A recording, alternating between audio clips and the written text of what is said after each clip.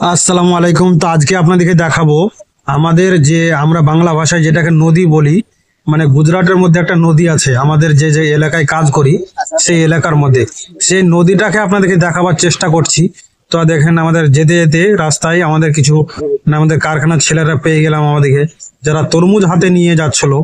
হ্যাঁ, ওদের টাইম নাই আমাদের সঙ্গে দেখা করার, সেই জন্য বিরাট স্পিরিটে চলে গেল খাবার জন্য। তো এই দেখেন আমরা এখন বর্তমানে আমরা যাচ্ছি, রাস্তায় আছি। তো আপনাদেরকে রাস্তার যে ভিউটা সেই ভিউটা দেখাবার চেষ্টা করছি। তো এই দেখেন গুজরাটের মধ্যে যে ঠেলায় যে মালগুলা যে বিক্রি হয় সেই জিনিসটা আপনাদেরকে দেখাবার আর এবং আমার বলবার আমি চেষ্টা করছিলাম, কিন্তু আমার হেডফোনে কাজ করেনি, সেই জন্য আমার কথাগুলো রেকর্ডিং হয়নি, সেই জন্য আমাকে আবার লেডে রেকর্ড করতে হচ্ছে। তো আপনাদেরকে জানাবার জন্য যে আমি কি বলতে চাইছি সেই জিনিসটা। আর এই দেখেন অনেক ঝুনা কিন্তু ঠেলা করে, মানে আমাদের যে বসে থেকে বিক্রি করে এদের না, এদের সব রাস্তায় রাস্তায় ঠেলাই করে, মানে চপ্পল, তারপরে সবজি, তারপরে ফল ফাকাড়ি সব রকম কিন্তু বিক্রি করে। আর ব্রিজের ওই সাইডটা আপনাদেরকে আসার সময় আমি দেখাবার চেষ্টা করব।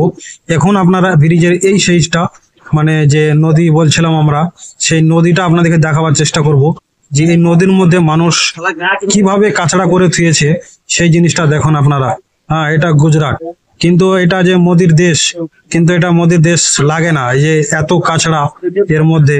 হ্যাঁ, সেই জিনিসটা দেখেন, পানিটা কিরকম খারাপ হয়েছে। মানে যত পাবলিকের যে বিল্ডিং এর পানিগুলো সব এই নদীতেই নামে। হ্যাঁ, তো আমরা এখন আখের জুস খাবার লেগে চলে এসেছি, কারণ আমরা সন্ধ্যাবেলায় শুধু আখের জুসই খাই।